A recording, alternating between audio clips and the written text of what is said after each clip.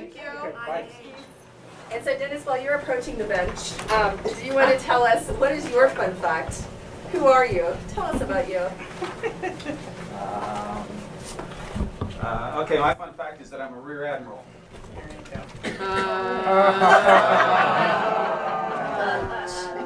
So I'm a gastroenterologist. My UND team is named the rear admiral. So I think it's pretty appropriate.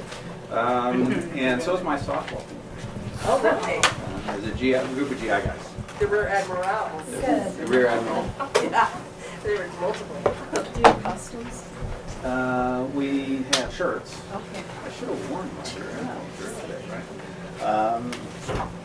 So we did have to do this again. We turn around.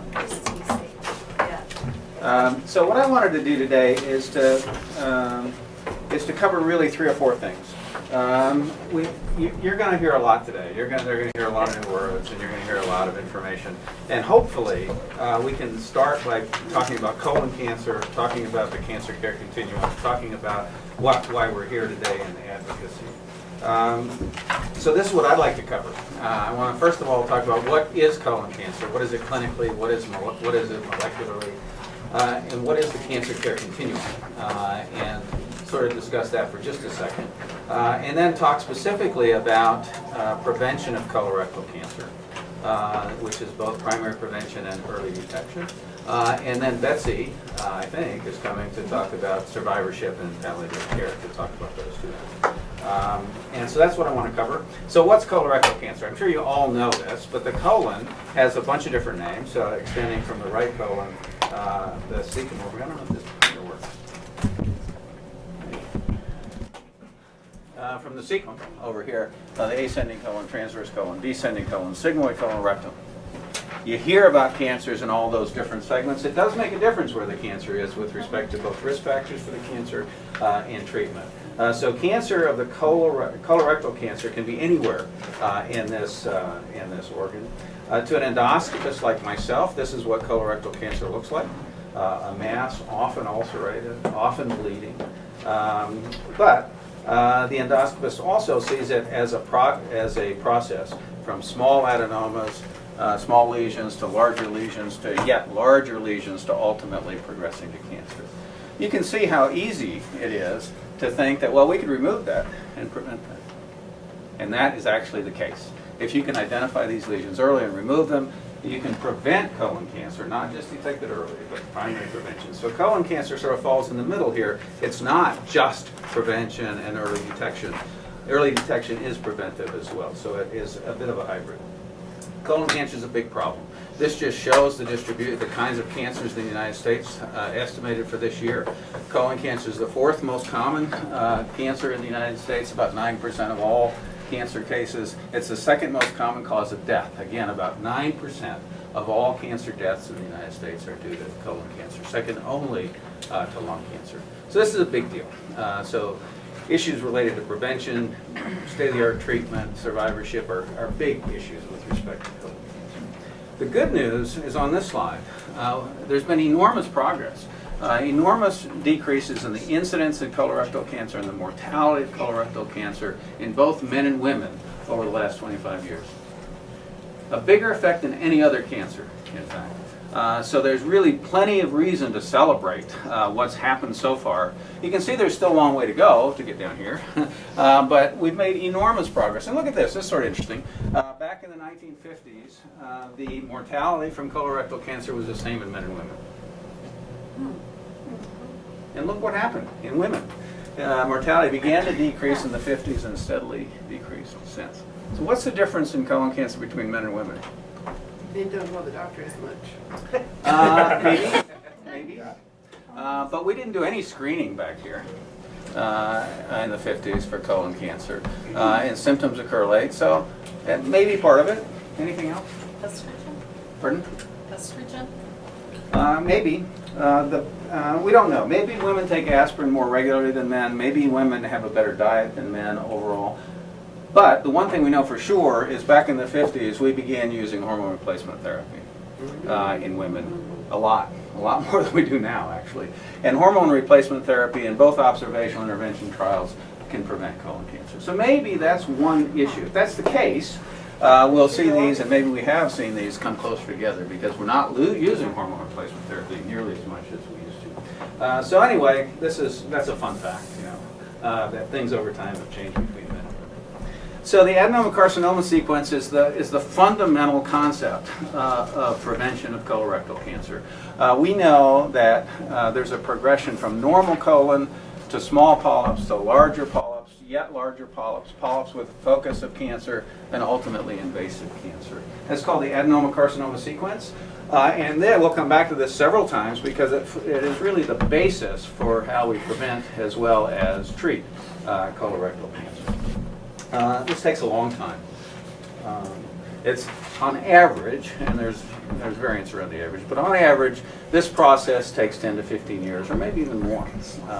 So there are plenty of opportunities to intervene along the way here, before colon cancer comes, as well as detecting colon cancer early when it's less likely to be fatal. We know a great deal about the molecular drivers of this process, of the process of colonic carcinogenesis. And the genetic revolution is not just in the somatic mutations that Steve told you about. It's also in our understanding of genetic risk, risk for the development of colon cancer and what drives the process of colon cancer. So there are basically these three pathways: the chromosomal instability pathway, which is thought to account for about 70% of sporadic colorectal cancers, the most common pathway.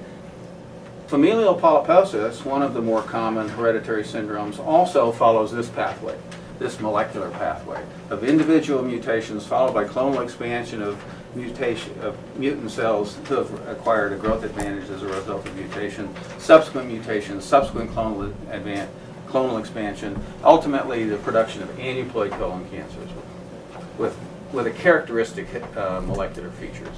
Microsatellite instability is the pathway that's responsible for Lynch syndrome, the most common of the hereditary colon cancer syndromes due to mutations in the DNA mismatch repair process. I know some of you have Lynch syndrome yourself, some of you have family members that have Lynch syndrome.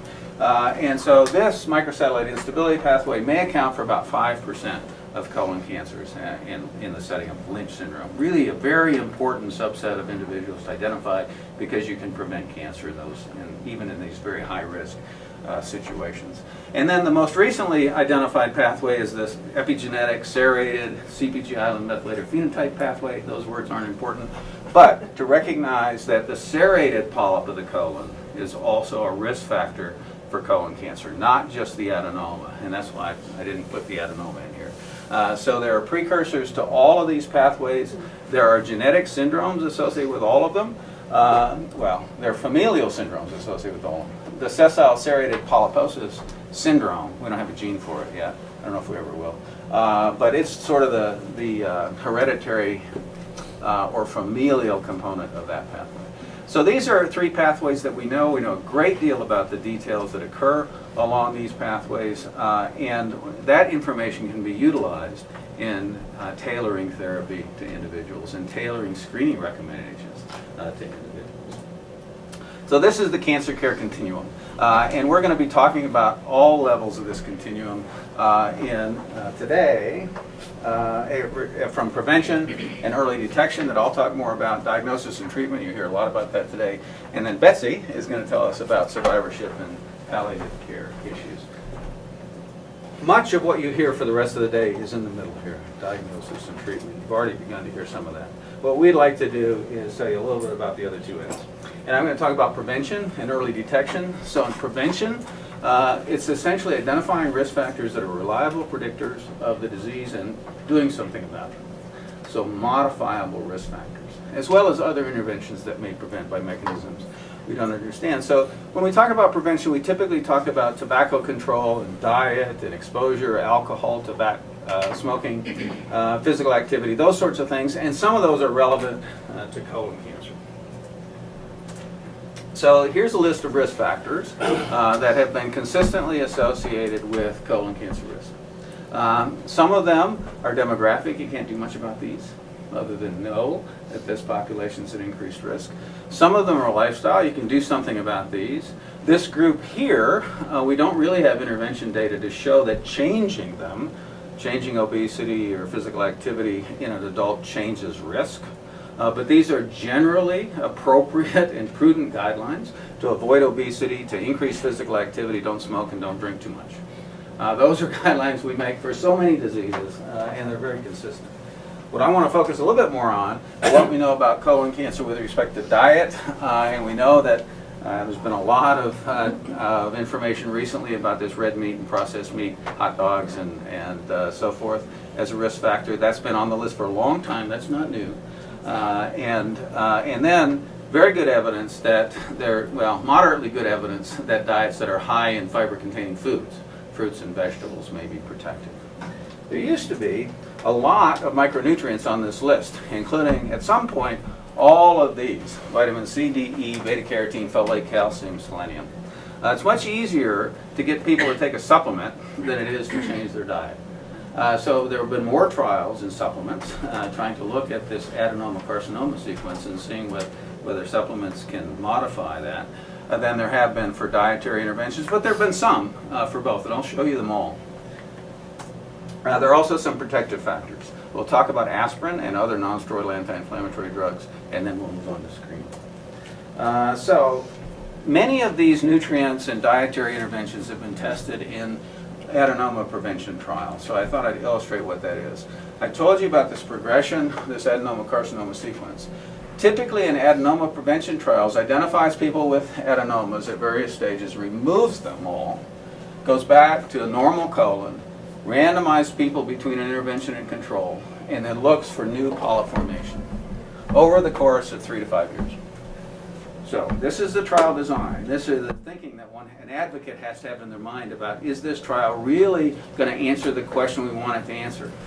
So think about it. So you've taken folks and gotten them back to this stage. If it's really true that each of these steps takes 5 years, most of the time what you're going to see is this portion of the adenoma carcinoma sequence. So if you had a drug that prevented adenomas to progressing to cancer, you'd miss it. If you had a drug that prevented these early events up here, you might miss it in this kind of design. That's the kind of thinking that one has to have when you think about the design of a trial and the results of a trial. So, but nonetheless, the adenoma is thought to be the precursor to cancer, so it makes biologic sense, if you can prevent adenomas from occurring, that you will prevent cancer. For a long time, the FDA agreed with that point of view. And so adenoma prevention trials were funded, they were supported, and they were believed. And there's a bunch of them. And the first bunch is our nutritional prevention trials. And what I'm showing you here is a slide that looks at the relative risk of a new adenoma forming in somebody who was either on these various interventions down here versus the control. So if these interventions were effective, these dots would all be below this line of 1, this relative risk of 1. And if they were harmful, these would be significantly elevated above 1. The point is that all of these interventions are no different than 1, except calcium. And calcium was shown in one trial to be moderately protective, and we just reported another trial. We did this trial, as we were part of this trial. We just reported this trial as well, just came out, you might have heard about it, calcium and vitamin D, that showed no benefit of either calcium or vitamin D by themselves or together. So, vitamin C, vitamin E, beta-carotene, folate, calcium, calcium plus vitamin D alone, brand, low-fat diets, low-fat, high-fiber diets, low-fat, high-fiber, high-fruit and vegetable diets. A really disappointing set of data. So what we really, and remember these observational data that I showed you in the previous slide of risk factors suggested that these were all important nutrients related to colon cancer risk.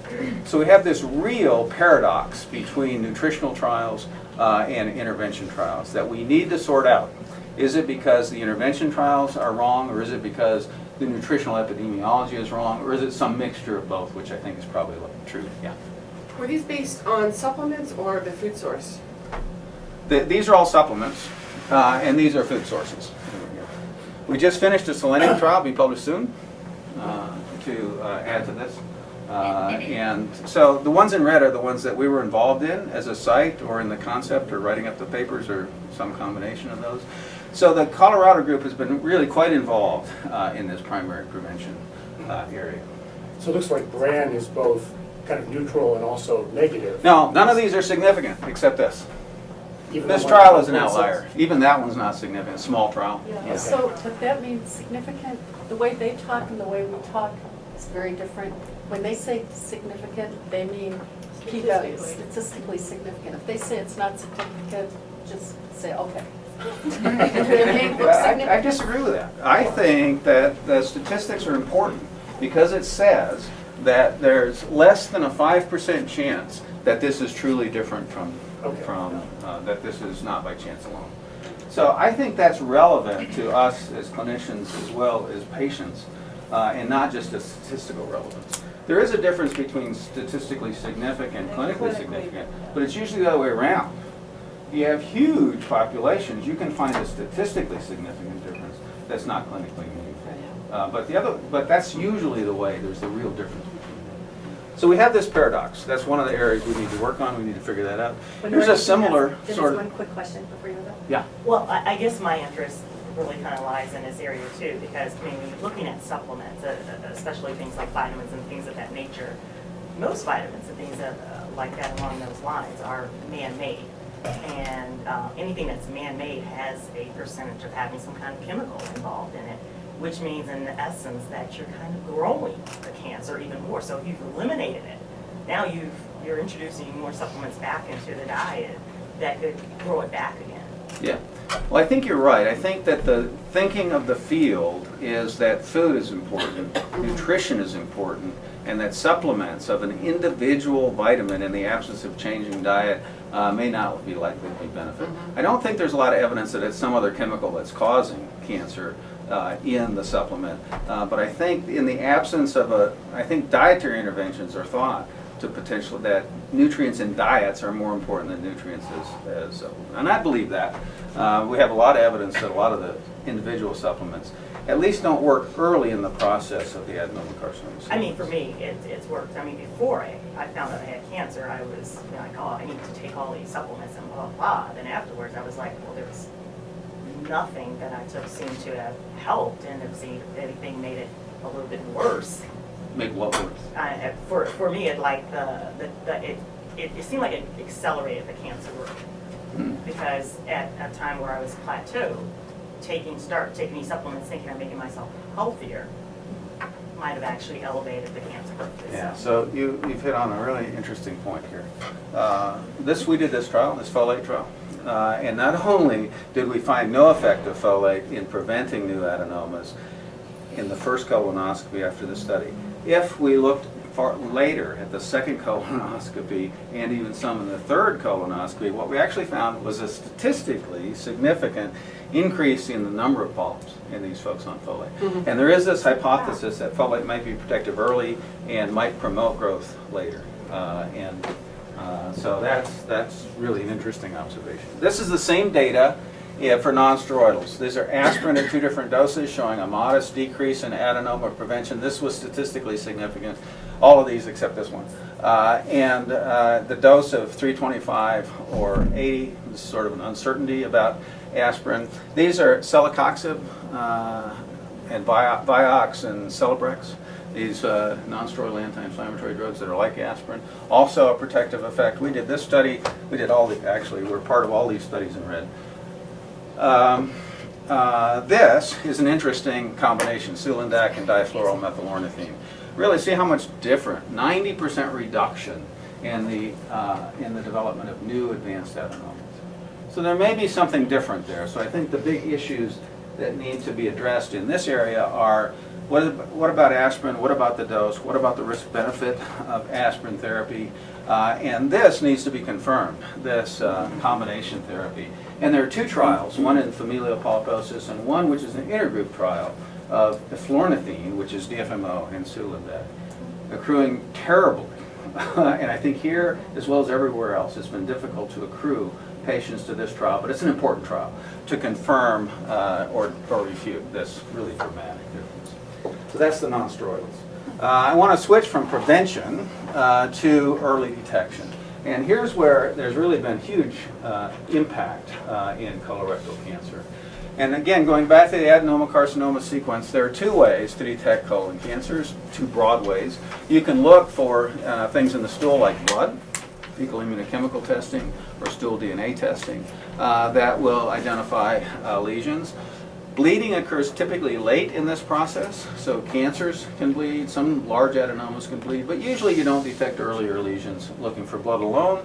DNA markers may be able to detect, these clearly do detect some of these lesions earlier. And then there's endoscopic approaches, actually either radiologic or endoscopic visualization to look in the colon, and you can see these lesions, and then you can remove them. And that's the basis for colonoscopy and sigmoidoscopy, CT colonography.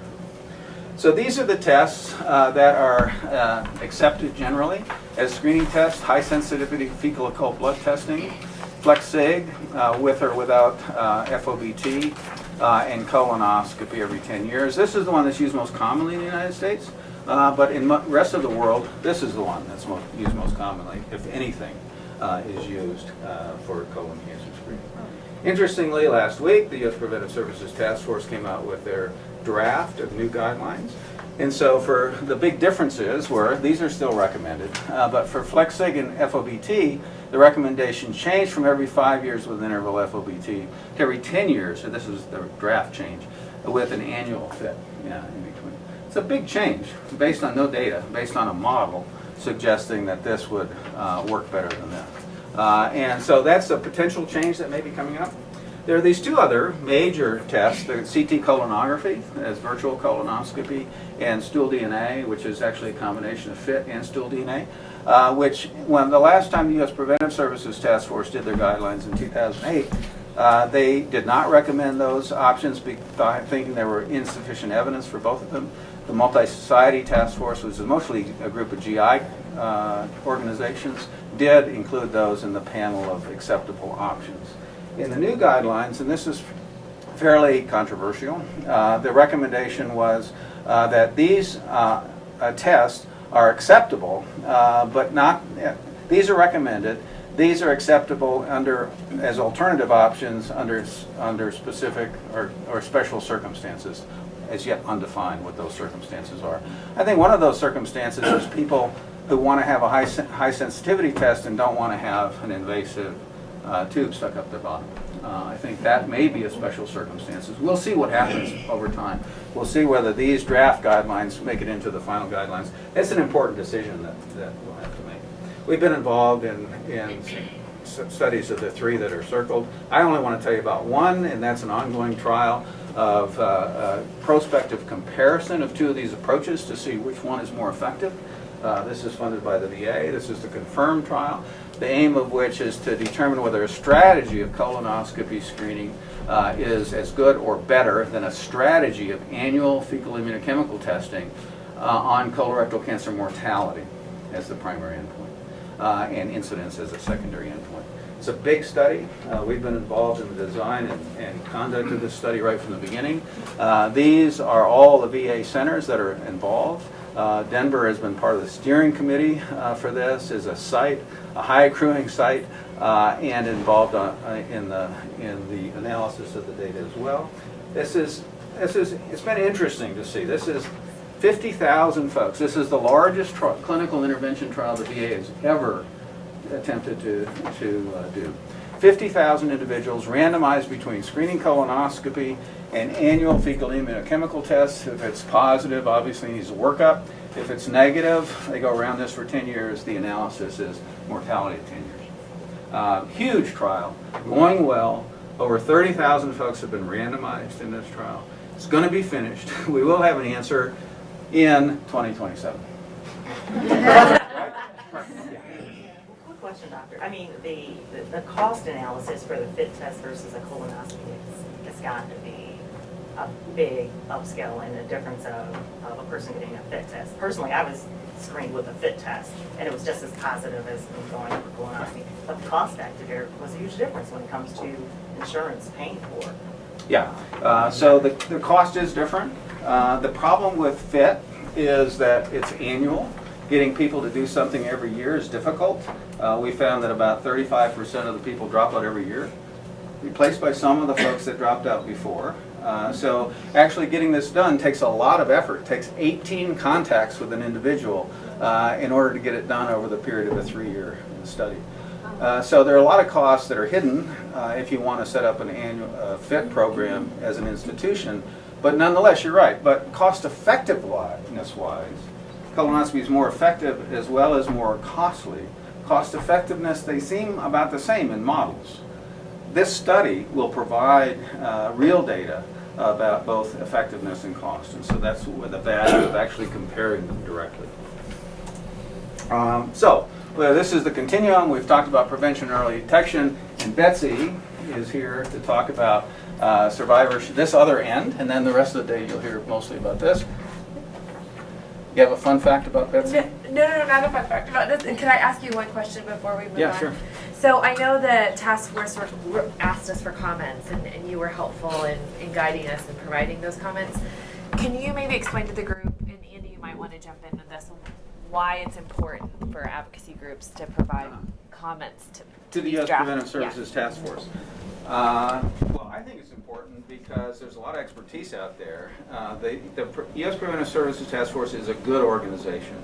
They're an organization that does a very formal literature analysis, review of the literature before making decisions. However, they're not gastroenterologists, they're not oncologists. These are mostly epidemiology folks and folks that have real expertise in clinical, in outcomes and design, and that's probably appropriate. You don't want gastroenterologists making recommendations that they're biased about. You know, that colonoscopy is terrific because I get paid every time I do one, right? And so I think the U.S. Preventive Services Task Force is a really important group, and I think they try to do it right. But they don't know everything, and so from the aspect of a patient, from the aspect of an organization, there may be insights that are really important that need to be considered by the task force, and that's why they always put these out for public comment, and it's now out for public comment. You can comment on it. I can comment on it. I have. Andy's commented on it. We've commented a lot. Yeah. So I think that, and one of the things I think with Betsy coming up as well, so I rely on Gail, Betsy, Dennis a lot in our work, and other investigators. So Dennis is part of our medical advisory board. When we had these opportunities to provide comment, what we did is really looked at the entire spectrum of what was asked, and vetted this with our entire medical advisory board. Took all of those comments and then looked at key themes, went back out with questions, vetted that with the group again, just to make sure that we had some really consistent thought around what was being recommended. Specifically thinking about the clinical application, but also the data and what was there. And so Dennis had outlined, some specific areas where it's sort of like, what's up with this? Can you just say more about it?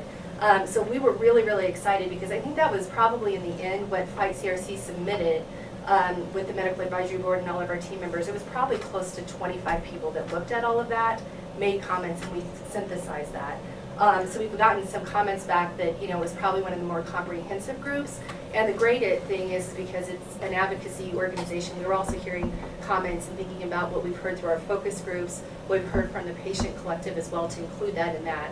And we're going to continue to do that. So it's just amazing because I think when you see the people who are presenting here today, I work with these folks. I work with the, with Fight CRC. We also have an extended medical advisory team. Nancy has these connections throughout the U.S., throughout the world, and that's everything we're putting in to put in the voice of what's going back out, and also patients. I mean, the number of people who are putting input into this. So it's fantastic. Dennis talked a little bit about the red meat and the processed meat. So, and if anyone saw the e-news, it was like, we're baking you to read this, which is bacon together. Yeah. So, what's interesting is that even in that article, Betsy and I were talking about relative risk versus general risk and how do we convey that information. Dennis, Betsy, and I were making sure that it sounded clear. Dennis was very on it, looking at how many grams of meat are actually in an Oscar Mayer wiener, so we could make it relative. But I think one of the things, and I think part of the voice around the advocacy piece, is that we also really have looked at how do we bridge this gap and how we're putting out something that's really thoughtful. And so it's really taken all of the work from all of you, I think, as RATs, and having more of that time, it'll be even fantastic to even continue to build this because you guys can help us put this forward. So it's been phenomenal. Angie, is there anything else you want to mention about that? Okay. So I think with that, Betsy, you are up. Sure.